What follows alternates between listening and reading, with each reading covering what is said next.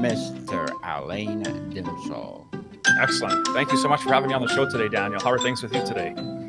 I'm fabulous, fabulous, Mr. Alain. And can you please introduce more about yourself? Absolutely. So my name is Daniel said my name is Alain Dumonceaux. I'm the founder of the Awaken Man movement. And I started doing men's work back just prior to the pandemic when I realized that wasn't really an avenue for men to be able to gather and get together and support each other through crises that they may be going through. And so one of the things that really brought me to doing this work was looking for opportunities to be able to share experiences with other men, be in a space where we can learn what healthy masculinity looks like, and also be able to raise the level that of standards for how we show up as husbands, fathers, and leaders. And so I've been pretty thrilled, very thrilled to have been doing this work. It's been very fulfilling for me, but also then to get an opportunity to co-write this book, The Relationships for Men by Men, with approximately 10 other authors, or 10 total of, I guess it was 10 of us in total doing this, creating this book. It was just a great experience.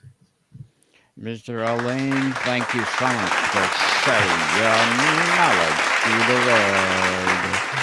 Being the founder of the Awakened Man and an author, Mr. Alain also has a podcast host. Can you tell us about your podcast? Absolutely. So the podcast is called the Revolutionary Man podcast, and the podcast is all about showing others, in teaching other men what it's like to live through turmoil and strife and then be able to come through on the other side. So it's really a hero's journey podcast. Each guest comes in and talks a little bit about the things and the crises in their lives and how that shaped them into the men they are today, and the work that they ultimately end up by doing.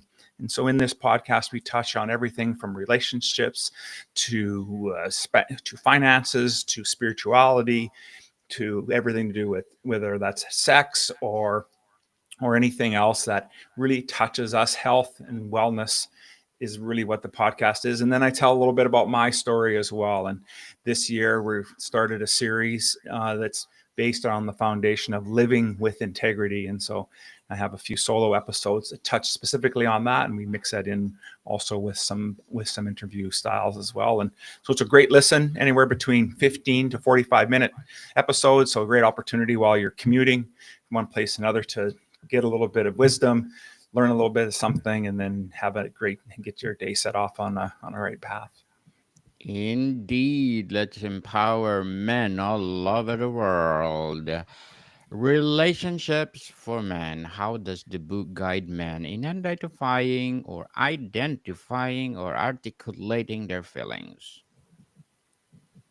Absolutely. So I was actually approached to help co-author this by a lady by the name of Louise Liebenberg, and she comes out of the UK, and she was doing a book like this for women, and then she stumbled across my work and was interested in I want to participate in this project where we get an opportunity to share different parts of our stories. And so my portion of this book is all about the struggles of what it means to balance between success in business and then also in our personal and the personal lives as well. And so for me, while I was extremely successful in business, it cost me dearly in my personal life. I lost my marriage, ended up by having to claim bankruptcy, and really put a distance between myself and my two sons that to this day I continue to struggle and work with to help rekindle and rebuild those relationships. And so the chapters are very powerful, they're very meaningful. And we also try to leave you with a little bit of not just inspiration, but a little exercise or something for you to take away to help you move you from that point of maybe catharsis, and you get a chance to start to dig yourself out of whatever situation that you're in. Mr. Alain, thank you so much for empowering men all over the world. The book addresses cultural norms around masculinity. How does it challenge stereotypes about men and emotional expression? Yeah, so a lot of times for many of us, we've been raised in different eras where Men were told to suppress their emotions, to suppress how we feel, to not express them, especially as you think about as children. And so when we were raised this way, the challenge that we have is that we never really learn, even as adult men, how to express emotions in a healthy way. And so when we do express it, it can end up by showing itself in terms of addiction in its most extreme. In other ways, it shows up quite commonly as with anger and rage, and so it's very unhealthy. And so part of this idea of this book was to help show and teach men and the women and the families that are in that touch our lives how it is and the things that we're working through, and how it is that we can reshape what our masculine identity looks like. We don't necessarily need to be that action hero gentleman that we see on the movies, and we don't necessarily need to be that's the leaders of worlds and of nations, but we do need to be leaders of ourselves. And in order to do that, it requires us to take a deeper dive into who we are as men and understand some of the identities that we've shaped ourselves in. And do they truly hold any value any longer? And if they no longer hold value, and it's time to just reshape and reformat what that value and that limiting belief is all about, so we can show up as better husbands, fathers, and leaders. And that's really what the gist of the book is and what we tried to do. And I think we did a great job with it. Yes, you did, Mr. Alain. How did you frame vulnerability in relationships? Do you think this perspective could shift how men approach intimacy? Yeah, I think the first thing about men, and I think people need to really understand, is that there are so many things that go through our minds, and there's lots of stuff that we're trying to work through, whether that's through business and our personal life. But there's things that bring lots of weight on our shoulders, and we've learned as young boys growing up that showing emotion again, or stating something, could get you ridiculed, teased. And I grew up in an era, I played lots of sports as a young man, and there were hazing rituals, and where maybe they weren't intended to do damage or harm to folks, but for many of us it was quite challenging. And so because we've had that as in learned behaviors, we tend to not know we don't know how to be vulnerable. And so one of the things that I coach and teach the guys that work with me is really starting off by being able to state positions and where you're at. And so different levels of masculinity or vulnerability requires us to be okay with sharing our thoughts, ideas, and beliefs about things. And when we start to do that with people that we can trust, then we can start to build the skill set and the habit that allows us to become more vulnerable when the stakes are a little higher. And that could be a conversation with a spouse, a conversation with children, be a conversation with your boss, or depending on where your life's at. And so being able to develop the skill set on how to step into being a little bit more vulnerable and sharing what you truly feel about something is a skill that requires practice. And so we give folks that opportunity to practice that kind of work with us, so that when the chips are truly down and they need to lean into that, they have some foundation for it. Because most of the time, as I said, we haven't learned how to do that. And so when we are in pressure cooker situations, we tend to struggle, and that's when things start to fall apart.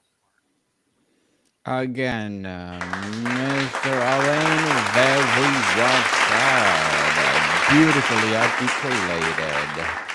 What differences does the book highlighted in how men versus women communicate emotions? Do you agree with the analysis?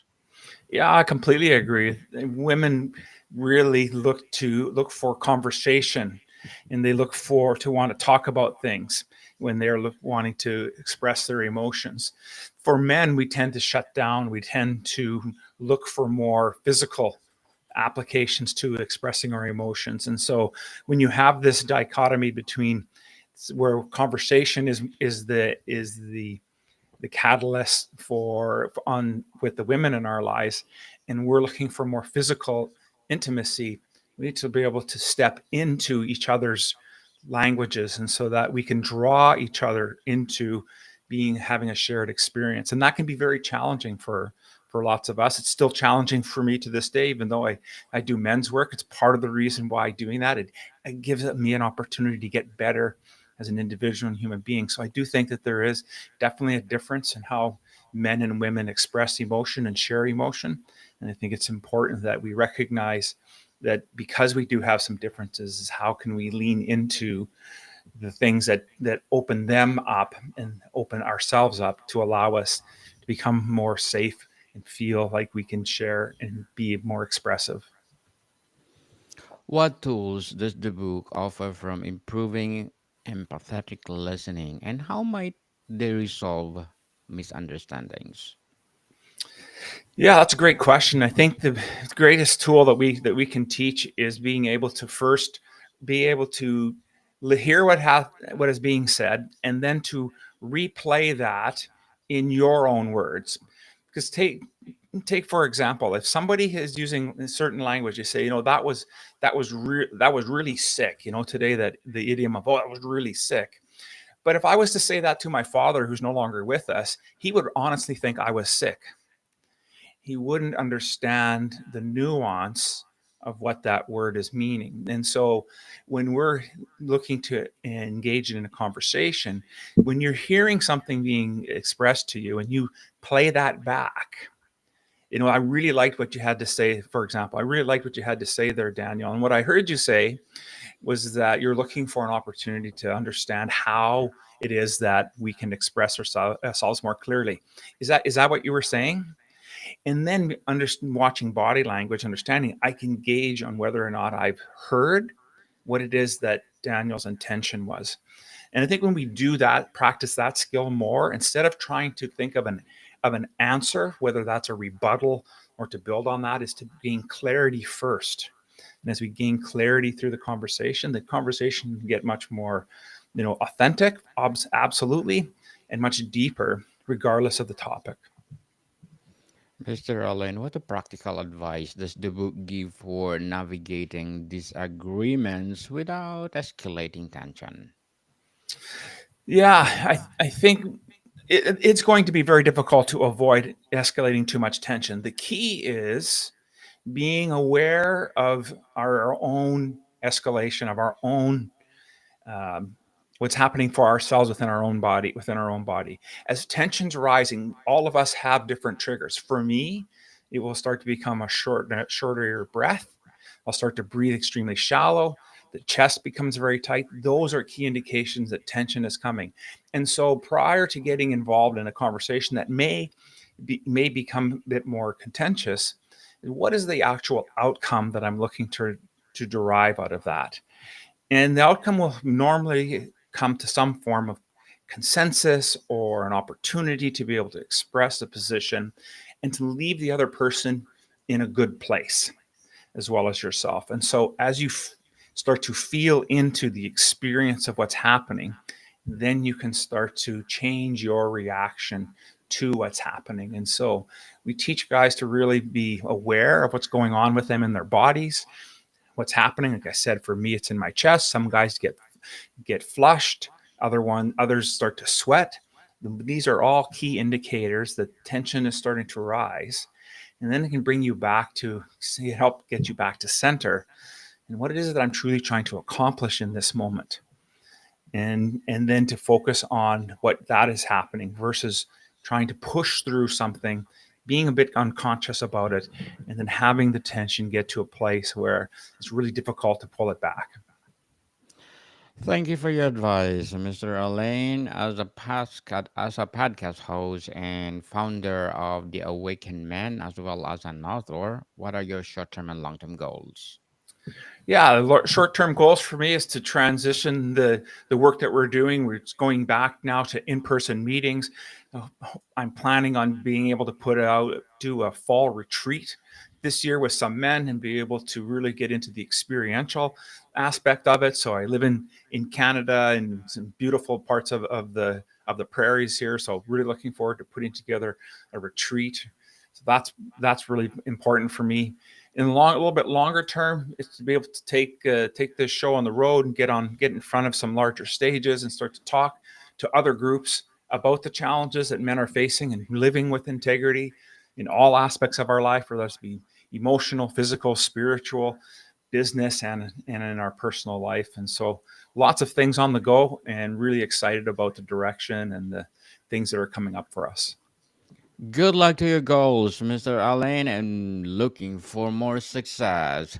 How does the book suggest men cultivate empathy, and why is it critical for healthy relationships? Really critical for cultivating empathy, because empathy says that I understand, at least at some level.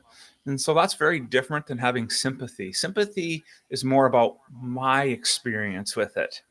But empathy is about trying to understand their experience and keeping it about them. And in life, we tend to think about when we're, consoling someone or being in a situation where sympathy and or empathy could show up, we tend to slide onto the sympathy side. Oh, I know what you mean. That's how I felt the same way.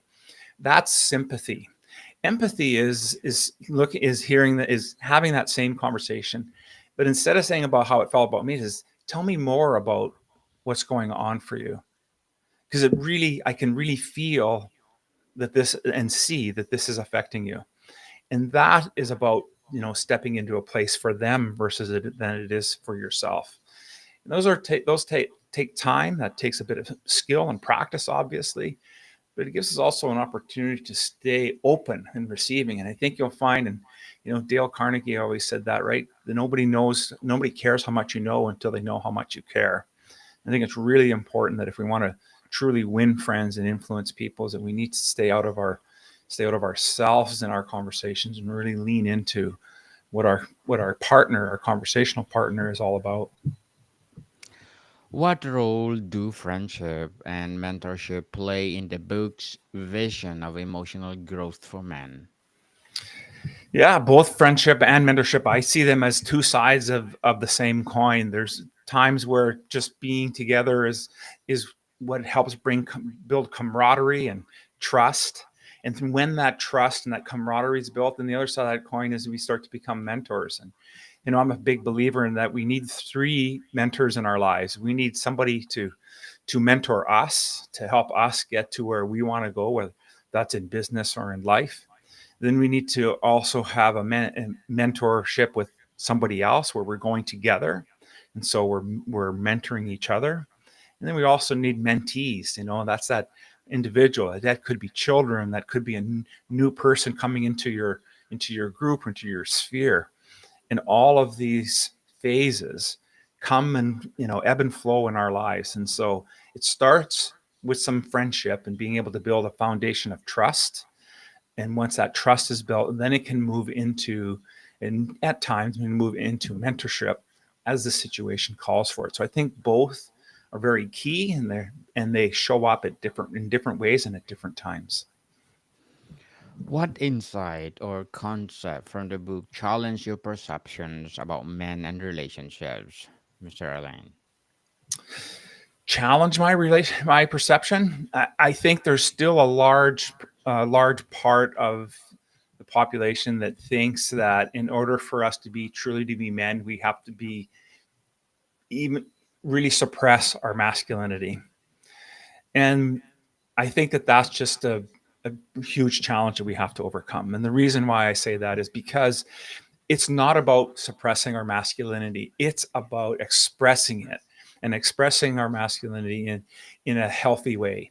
And I think when we start to look at different people in the world today, and we start to say, well, that person has toxic masculinity, or that individual has healthy masculinity. I think what we're looking at truly is the behaviors that are being expressed. And maybe for us personally, we don't care for that behavior. For us to suggest that that is toxic or healthy is our own opinion on it. And to me, I believe that there's there's no such thing as toxic masculinity. There's such a thing as toxic behavior, and it boils down to that. And I think that's still a struggle that men face today. Is it okay for us to be strong and assertive and be in front of what it is that we're driving for? It's part of who we are. It's really ingrained in us. I think that's what makes us men. It's also the same man who has caring and compassion when the chips are down and their children are struggling, or work is struggling, and they're in there because they've given their heart to it. And so being able to be men means we're okay with all aspects of who we are, the good parts of our lives that we in our personality, and that shadow, that deeper aspect that we tend to not want to talk about or not display, where others may see that as being toxic. But how do we bring that into a healthier state and truly embody who we are as men, and be able to manage that whole aspect of our lives versus trying to suppress different parts of it? Indeed, man, it's okay to cry. It will add your longevity to it. Before we wrap up our discussion, Mr. Alain, I'm inviting you to please do listen to my other podcast, People, my other podcast, because my abstract essay is already in fifth season, abstract poetry in second season, book 101 review in fifth season as well, comedy 101 in second season, and food 101 in its fifth season too, geography 101 and love letters in its third season, and my baby podcast, Mental Health 101, Movie 101 Review and Music 101 in its fourth season, Science 101 and Sex 101 in its first season. Please do listen to them wherever you listen your podcasts. Mr. Alain, if you could apply one lesson from this book to improve your own relationships, what would it be? Great question. The one lesson that I would encourage everyone to employ learning is to learn how to have crucial conversations. And the way to do that is to take something that's not a make or break in the relationship that you're involved in. I'll say that in your marriage, and to bring forward that conversation by saying to your spouse, your partner, I really would like to speak to you about something. I don't know if I'm going to say it very well. But I need to get this off my chest. Are you open to hearing what I have to say? If you can frame the conversation to start that way, I guarantee you that you'll have such a deep conversation, one that you probably haven't had in a very long time, and you will start to see a shift and a change in how your spouse interacts with you and how you interact with her. And so that would be the first lesson I would ask you to try out. Very well said, Mr. Alain. Very well said. And again, thank you so much for sharing your knowledge to the world. So, can you please invite our listeners to support your podcast, your company, or your business itself, and the book too? Absolutely. So come to find all the information for me, go to theawakenedman.net. You'll find there that's also access to the book and the podcast. Thank you so much, Daniel, for having me on the show. I truly enjoyed today's conversation. Yes, people, let's support Mr. Allen because if you support him, more and more and more empowering books to come, more and more empowering episodes of the podcast itself, and more empowering business to come. So, Mr. Allen, thank you so much for your time. Monica, people, see you soon.